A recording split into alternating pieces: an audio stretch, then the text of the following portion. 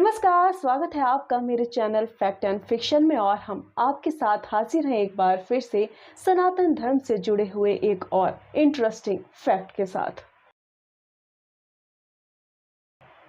आज हम उस फैक्ट पर बात करेंगे जिसकी जड़ों को या तो हम सही से समझ नहीं पाए या फिर हमें समझाया नहीं गया। ये बात है दुनिया की आधी आबादी से जुड़ी हुई और हम बात करेंगे पीरियड्स यानी कि रजस्वला पर, और जानेंगे कि सनातन धर्म में आखिर पीरियड्स को लेकर क्या मान्यताएं हैं। सवाल है कि क्या पीरियड्स के दौरान लड़कियों का मंदिर जाना वर्जित है, और अगर है तो फिर क्यों? क्या वाकई सनातन धर्म पीरियड्स के दौरान एक स्त्री को अशुद्ध या अपवित्र कहता है? एक नजर हम देखें तो जिस वजह से इस दुनिया की उत्पत्ति हो रही है, जो वजह एक नया जीवन देने की शुरुआत कर रही है, आखिर वो अशुद्ध या अपवित्र कैसे हो गई? क्या हम वाकई इस रहस्य को आज तक जान नहीं पाए या फिर हमें सही जानकारी मिल नहीं पाई? तो चलिए खंगालते हैं कि आखिर सनातन धर्म एक स्त्री के रजस्वला होने पर क्या पाबंदियां रखता है, और सबसे बड़ा सवाल, आखिर क्यों? अब हम आपको सबसे बड़ी सच्चाई बताने जा रहे हैं, और वो ये है कि सनातन धर्म में कभी भी एक रजस्वला स्त्री को अपवित्र या अशुद्ध नहीं समझा जाता।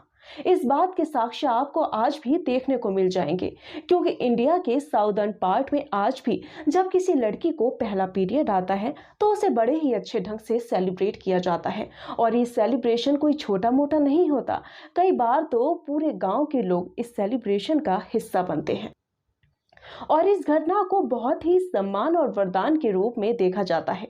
यहाँ ये सेलिब्रेशन 1 या 2 दिन का नहीं होता, बल्कि 6 दिन या कई बार उससे ज्यादा का भी होता है।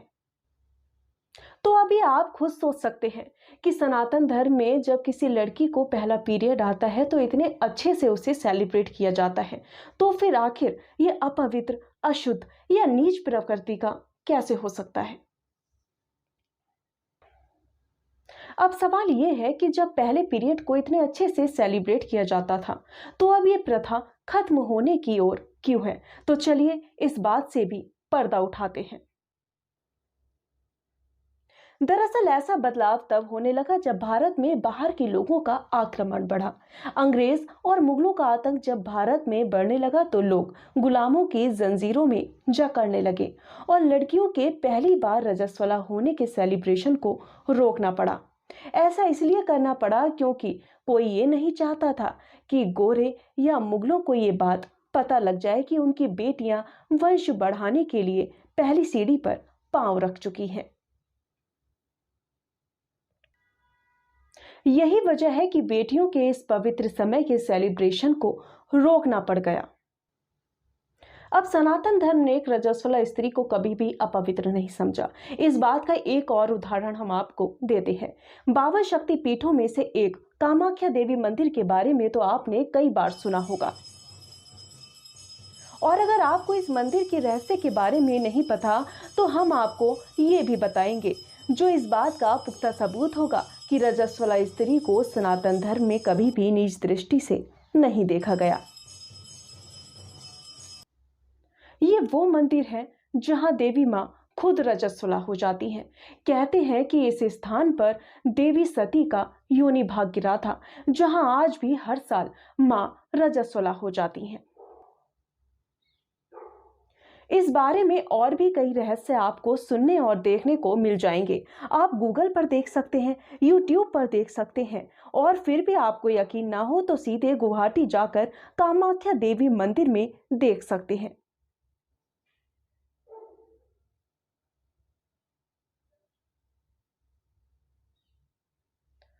बड़ी बात यह है कि जब देवी मां रजस्वला होती हैं तो वहां पर बड़ा मेला लगता है, जिस मेले में हजारों की संख्या में नहीं बल्कि लाखों की संख्या में श्रद्धालु पहुंचते हैं। अब आप खुद बताइए, जिस धर्म में मासिक धर्म को पूजा जाता है, देवी मां खुद रजस्वला हो जाती हैं, बेटियों के पहले पीरियड को पूजा जाता है, आखिर वो सब अपवित्र कैसे हो गया? अब हम अपने मुद्दे पर आते हैं कि जिस सनातन धर्म में इस पीरियड को इतना प्योर माना जाता है, तो उस पीरियड में महिलाओं पर 10 पाबंदियां क्यों लगाई जाती हैं? पाबंदियां, मेरे शब्दों को गौर से सुनिएगा, आप यहीं पर गलत हैं। ये पाबंदियां नहीं बल्कि प्रक्रिया है उस एनर्जी को सेव करने की जिसमें इस सृष्टि के जनन की ऊर्जा समाई हुई है। चलिए समझते हैं कैसे। और अगर आप इस बारे में बहुत ज्यादा बारीकी से जानना चाहते हैं तो सुश्रुत संहिता के रजस्वला परिचर्या को ध्यान से पढ़िए। ये उन्हीं महर्षि सुश्रुत की रचना है जिनको पूरी दुनिया फादर ऑफ सर्जरी यानी कि शल्य चिकित्सा का जनक मानती है। और इसमें हर वो जानकारी दे रखी है जो एक रजस्वला स्त्री के लिए जरूरी है और इसके पीछे बहुत बड़ा वैज्ञानिक कारण छुपा हुआ है। पीरियड्स के दौरान स्त्रियों को कुछ विशेष बातों को ध्यान में रखना होता है क्योंकि रजस्वला परिचर्या के अनुसार जब किसी बहन या बेटी को पीरियड्स होता है तो उसे एक शांत वातावरण की आवश्यकता होती है क्योंकि उसका शरीर एक बड़ी ऊर्जा को बाहर निकाल रहा होता है। दरअसल मनुष्य शरीर में 3 दोष पाए जाते हैं, वात, पित्त और कफ। आपने इनके बारे में कई बार सुना भी होगा। ये तीनों ही कारण हैं जिनके बिगड़ने पर आपका शरीर बीमारियों को जकड़ लेता है।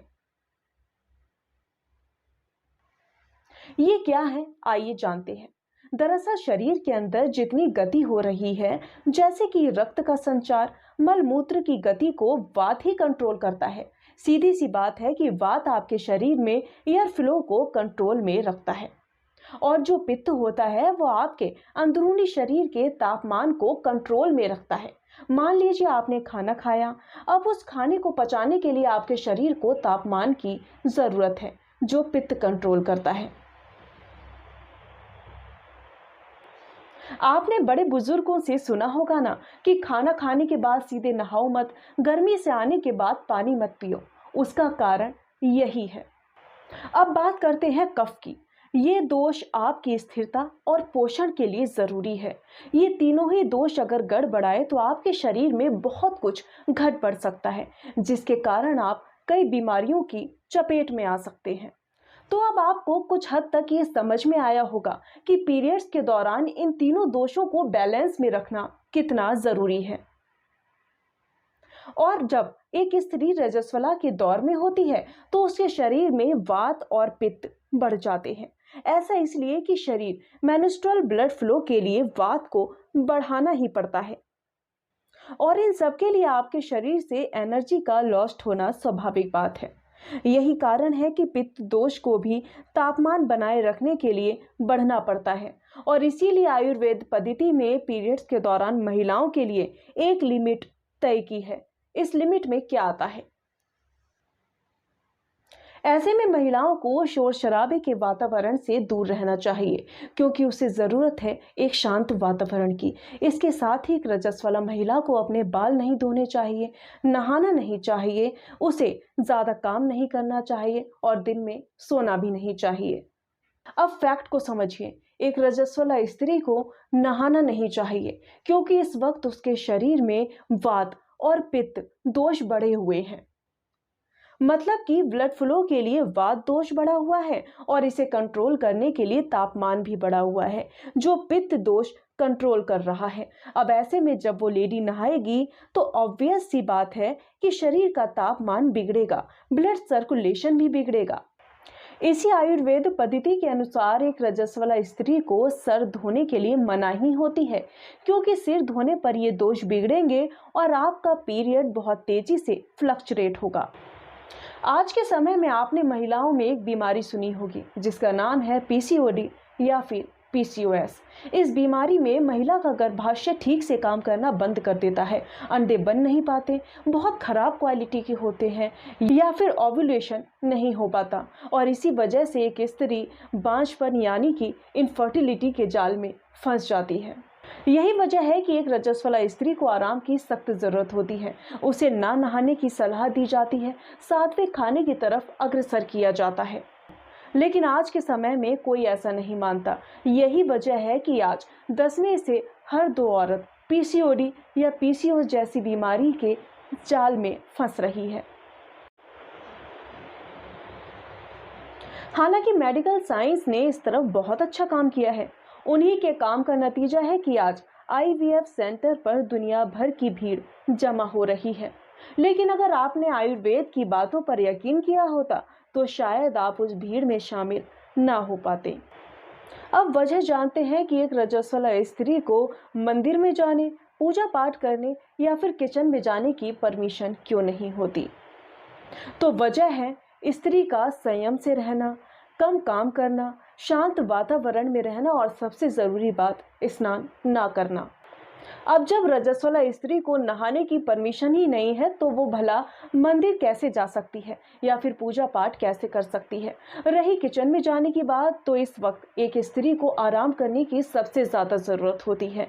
इसीलिए हमारी आयुर्वेद पद्धति में एक रजस्वला स्त्री को शांत वातावरण में आराम करने की सलाह दी जाती है। और यही वजह है कि पुराने जमाने में एक रजस्वला स्त्री को किचन में जाने की परमिशन नहीं दी जाती थी।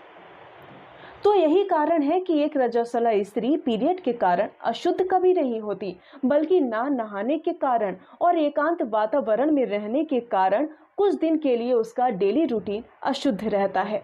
एक्चुअल में तो हम इसे भी अशुद्ध नहीं कह सकते, क्योंकि यह भी शुद्ध होने की ही एक प्रक्रिया है।